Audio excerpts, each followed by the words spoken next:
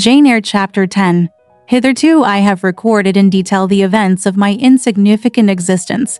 To the first 10 years of my life I have given almost as many chapters. But this is not to be a regular autobiography. I am only bound to invoke memory where I know her responses will possess some degree of interest.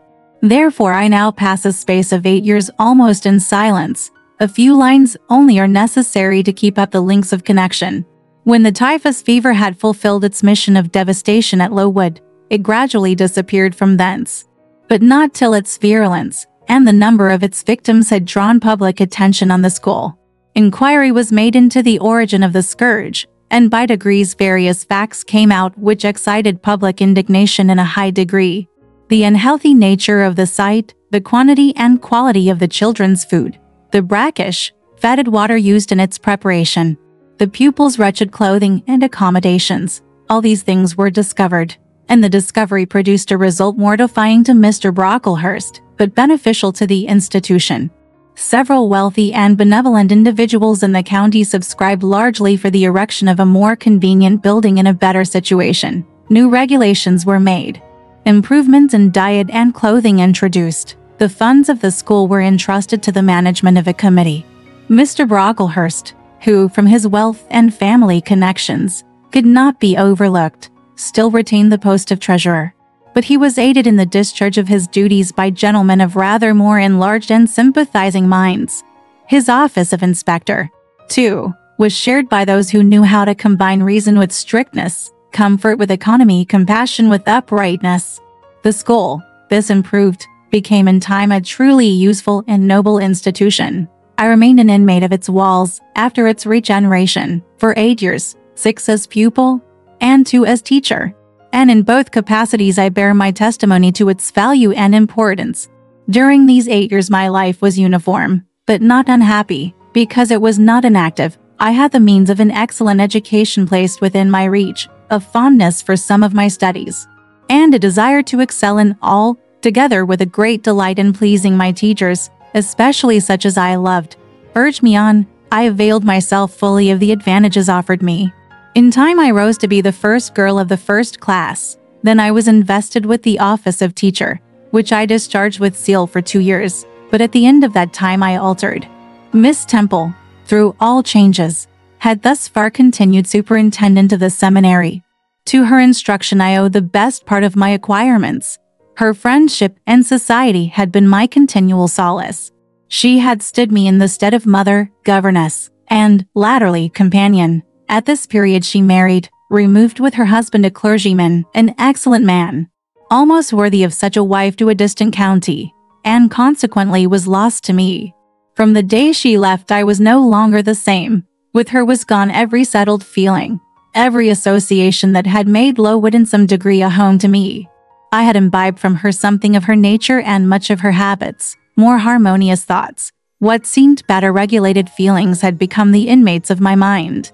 I had given an allegiance to duty and order. I was quiet. I believed I was content. To the eyes of others, usually even to my own, I appeared a disciplined and subdued character. But destiny, in the shape of the Rev. Mr. Nasmyth, came between me and Miss Temple. I saw her in her traveling dress step into a post chaise. Shortly after the marriage ceremony, I watched the chaise mount the hill and disappear beyond its brow, and then retired to my own room, and there spent in solitude the greatest part of the half-holiday granted in honor of the occasion. I walked about the chamber most of the time. I imagined myself only to be regretting my loss, and thinking how to repair it. But when my reflections were concluded, and I looked up and found that the afternoon was gone, and evening far advanced, another discovery dawned on me, namely, that in the interval I had undergone a transforming process, that my mind had put off all it had borrowed of Miss Temple, or rather that she had taken with her the serene atmosphere I had been breathing in her vicinity, and that now I was left in my natural element, and beginning to feel the stirring of old emotions. It did not seem as if a prop were withdrawn, but rather as if a motive were gone. It was not the power to be tranquil which had filled me, but the reason for tranquility was no more. My world had for some years been in Lowood. My experience had been of its rules and systems. Now I remembered that the real world was wide, and that a varied field of hopes and fears, of sensations, and excitements awaited those who had courage to go forth into its expanse, to seek real knowledge of life amidst its perils.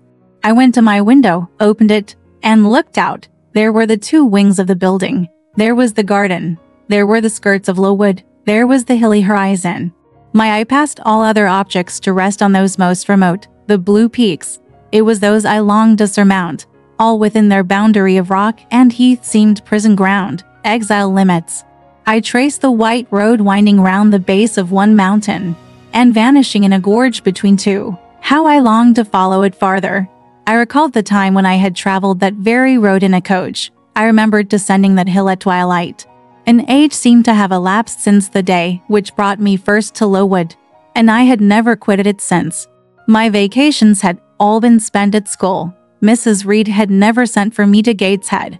Neither she nor any of her family had ever been to visit me. I had had no communication by letter or message with the outer world. School rules, school duties, school habits and notions, and voices and faces and phrases and costumes and preferences and antipathies, such was what I knew of existence. And now I felt that it was not enough. I tired of the routine of 8 years in one afternoon. I desired liberty. For liberty I gasped, for liberty I uttered a prayer. It seemed scattered on the wind then faintly blowing. I abandoned it and framed a humbler supplication for change. Stimulus. That petition, too, seemed swept off into vague space. Then I cried, half desperate, grant me at least a new servitude. Here a bell, ringing the hour of supper, called me downstairs.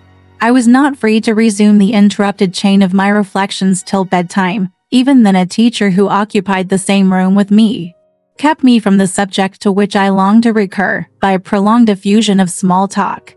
How I wished sleep would silence her. It seemed as if, could I but go back to the idea which had last entered my mind. As I stood at the window, some inventive suggestion would rise for my relief. Miss Gryce snored at last. She was a heavy Welsh woman, and till now her habitual nasal strains had never been regarded by me in any other light than as a nuisance. Tonight I hailed the first deep notes with satisfaction. I was debarrassed of interruption. My half-effaced thought instantly revived.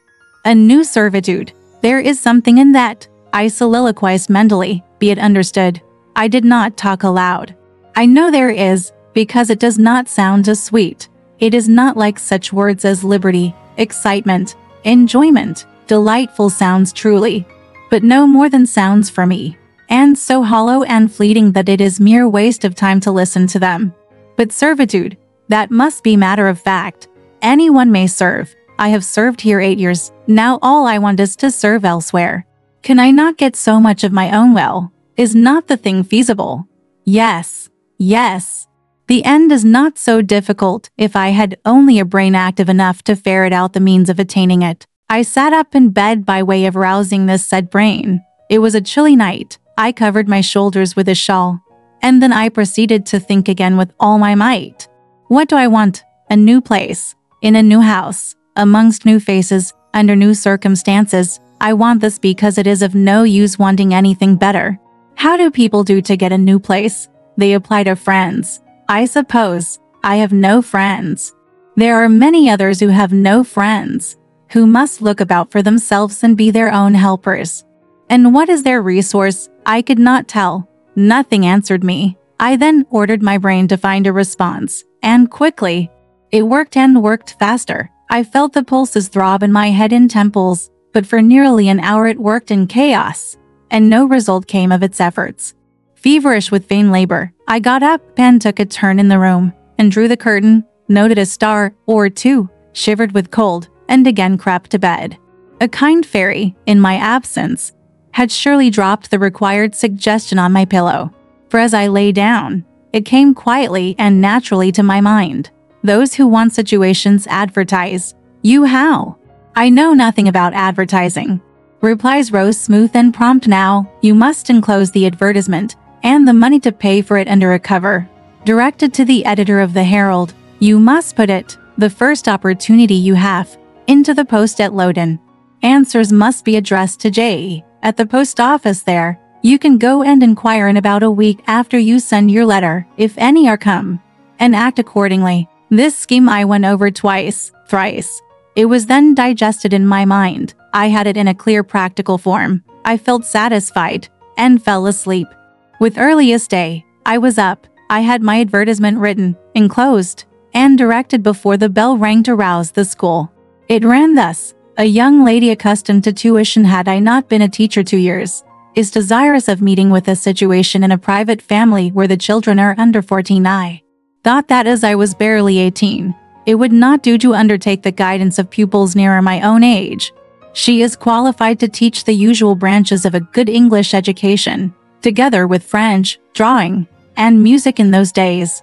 Reader, this now narrow catalogue of accomplishments would have been held tolerably comprehensive. This document remained locked in my drawer all day. After tea, I asked leave of the new superintendent to go to Lowden, in order to perform some small commissions for myself and 1 or 2 of my fellow teachers. Permission was readily granted. I went. It was a walk of 2 miles, and evening was wet, but the days were still long. I visited a shop or 2, slipped the letter into the post office, and came back through heavy rain, with streaming garments, but with a relieved heart. The succeeding week seemed long. It came to an end at last, however, like all sublunary things. And once more, towards the close of a pleasant autumn day, I found myself afoot on the road to Lowden. A picturesque track it was, by the way, lying along the side of the beck and through the sweetest curves of the dale. But that day I thought more of the letters that might or might not be awaiting me at the little burg whither I was bound, than of the charms of Lee and water. My ostensible errand on this occasion was to get measured for a pair of shoes, so I discharged that business first. And when it was done, I stepped across the clean and quiet little street from the shoemaker's to the post office. It was kept by an old dame, who wore horn spectacles on her nose and black mittens on her hands. "Are there any letters for J.E.?" I asked. She peered at me over her spectacles, and then she opened a drawer and fumbled among its contents for a long time, so long that my hopes began to falter. At last, having held a document before her glasses for nearly 5 minutes, she presented it across the counter, accompanying the act by another inquisitive and mistrustful glance. "It was for J.E. Is there only one?" I demanded. "There are no more," said she, and I put it in my pocket and turned my face homeward. I could not open it then. Rules obliged me to be back by 8, and it was already 7:30. Various duties awaited me on my arrival. I had to sit with the girls during their hour of study. Then it was my turn to read prayers, to see them to bed. Afterwards I supped with the other teachers. Even when we finally retired for the night, the inevitable Miss Gryce was still my companion. We had only a short end of candle in our candlestick, and I dreaded lest she should talk till it was all burnt out. Fortunately, however, the heavy supper she had eaten produced a soporific effect. She was already snoring before I had finished undressing.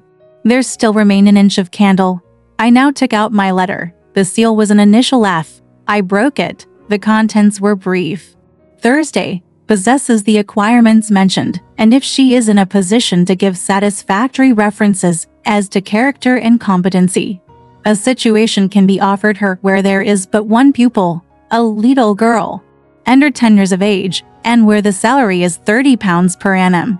J is requested to send references, name, address, and all particulars to the direction." I examined the document long. The writing was old-fashioned and rather uncertain, like that of an elderly lady. This circumstance was satisfactory. A private fear had haunted me, that in this acting for myself, and by my own guidance, I ran the risk of getting into some scrape. And, above all things, I wished the result of my endeavors to be respectable, proper, and regal. I now felt that an elderly lady was no bad ingredient in the business I had on hand. Mrs. Fairfax. I saw her in a black gown and a widow's cap, frigid, perhaps, but not incivil, a model of elderly English respectability. Thornfield. That, doubtless, was the name of her house, a neat, orderly spot, I was sure, though I failed in my efforts to conceive a recollections of the map of England. Yes, I saw it, both the shire and county where I now resided. That was a recommendation to me.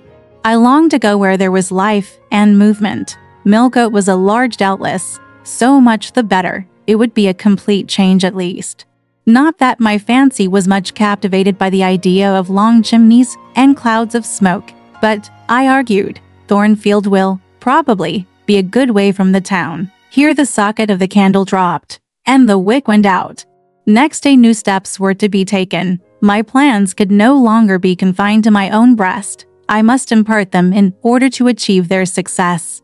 Having sought and obtained an audience of the superintendent during the noontide recreation, I told her I had a prospect of getting a new situation where the salary would be double what I now receive, for at Lowood I only got L15 per annum, and requested she would break the matter for me to Mr. Brocklehurst, or some of the committee, and ascertain whether they would permit me to mention them as references. She obligingly consented to act as mediatrix in the matter. The next day she laid the affair before Mr. Brocklehurst, who said that Mrs. Reed must be written to, as she was my natural guardian. A note was accordingly addressed to that lady, who returned for answer that I might do as I pleased. She had long relinquished all interference in my affairs.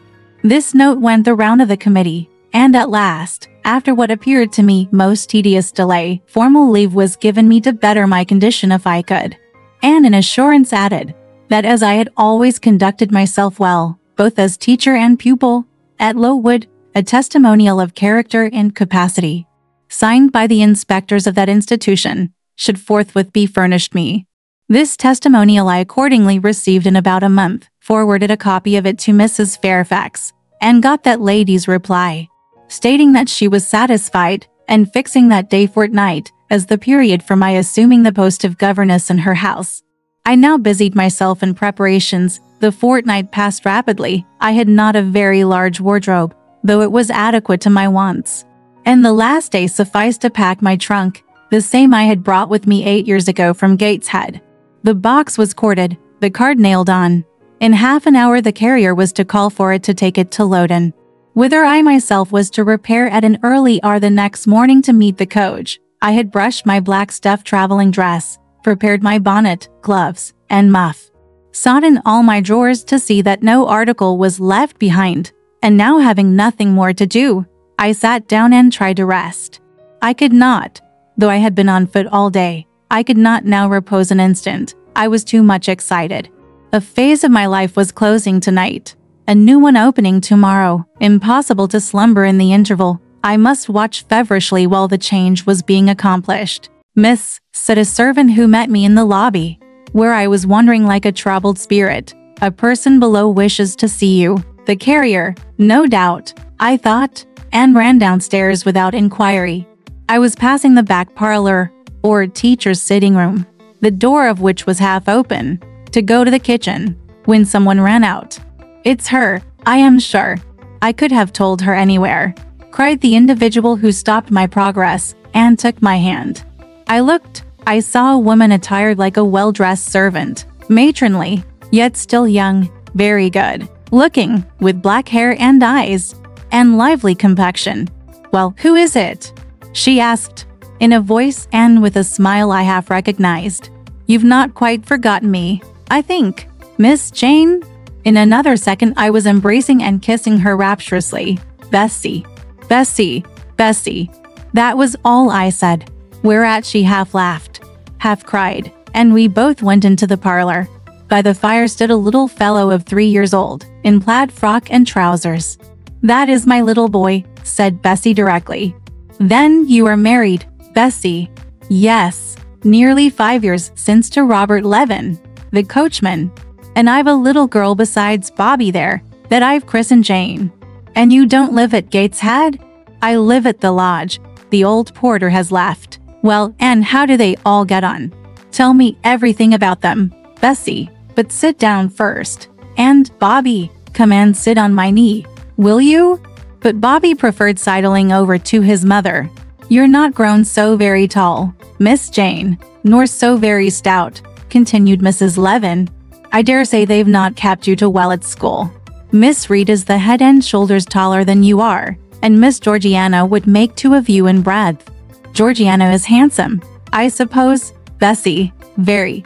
She went up to London last winter with her mamma, and there everybody admired her, and a young lord fell in love with her, but his relations were against the match, and what do you think? He and Miss Georgiana made it up to run away, but they were found out and stopped. It was Miss Reed that found them out. I believe she was envious. And now she and her sister lead a cat and dog life together. They are always quarreling. Well, and what of John Reed? Oh, he is not doing so well as his mama could wish. He went to college, and he got plucked, I think they call it. And then his uncles wanted him to be a barrister and study the law. But he is such a dissipated young man. They will never make much of him, I think. What does he look like? He is very tall. Some people call him a fine-looking young man, but he has such thick lips. And Mrs. Reed, Mrs. looks stout and well enough in the face. But I think she's not quite easy in her mind. Mr. John's conduct does not please her. He spends a deal of money. Did she send you here? Bessie, no, indeed, but I have long wanted to see you. And when I heard that there had been a letter from you, and that you were going to another part of the country, I thought I'd just set off and get a look at you before you were quite out of my reach. I am afraid you are disappointed in me, Bessie. I said this laughing. I perceived that Bessie's glance, though it expressed regard, did in no shape denote admiration. No, Miss Jane, not exactly. You are genteel enough. You look like a lady. And it is as much as ever I expected of you. You were no beauty as a child. I smiled at Bessie's frank answer. I felt that it was correct. But I confess I was not quite indifferent to its import. At 18 most people wish to please. And the conviction that they have not an exterior likely to second that desire brings anything but gratification. I dare say you are clever, though, continued Bessie, by way of solace. What can you do? Can you play on the piano? A little. There was one in the room. Bessie went and opened it, and then asked me to sit down and give her a tune. I played a waltz or two, and she was charmed. The Miss Reeds could not play as well, said she exultingly. I always said you would surpass them in learning. And can you draw? That is one of my paintings over the chimney-piece. It was a landscape in watercolors, of which I had made a present to the superintendent, in acknowledgement of her obliging mediation with the committee on my behalf, and which she had framed and glazed. Well, that is beautiful, Miss Jane. It is as fine a picture as any Miss Reed's drawing master could paint, let alone the young ladies themselves, who could not come near it. And have you learned French? Yes, Bessie, I can both read it and speak it. And you can work on muslin and canvas? I can. Oh, you are quite a lady, Miss Jane. I knew you would be. You will get on whether your relations notice you or not. There was something I wanted to ask you. Have you ever heard anything from your father's kinsfolk? The Eyres? Never in my life. Well, you know, Mrs. always said they were poor and quite despicable. And they may be poor, but I believe they are as much gentry as the Reeds are, for one day, nearly 7 years ago, a Mr. Eyre came to Gateshead and wanted to see you. Mrs. said you were at school 50 miles off. He seemed so much disappointed, for he could not stay. He was going on a voyage to a foreign country, and the ship was to sail from London in a day or two. He looked quite a gentleman, and I believe he was your father's brother. What foreign country was he going to, Bessie? An island thousands of miles off, where they make wine, the butler did tell me. Madeira, I suggested. Yes, that is it. That is the very word. So he went. Yes. He did not stay many minutes in the house. Mrs. was very high with him. She called him afterwards a sneaking tradesman. My Robert believes he was a wine merchant. Very likely, I returned, or perhaps clerk or agent to a wine merchant. Bessie and I conversed about old times an hour longer, and then she was obliged to leave me. I saw her again for a few minutes the next morning at Loudon, while I was waiting for the coach. We parted finally at the door of the Brocklehurst Arms there, each went her separate way. She set off for the brow of Lowood Fell to meet the conveyance which was to take her back to Gateshead. I mounted the vehicle which was to bear me to new duties and a new life in the unknown environs of Millcote. All right, this part of the story ends here. Want to know what happened next? Let's listen to the breakdown next time. Alright, this part of the story ends here. Want to know what happened next? Let's listen to the breakdown next time.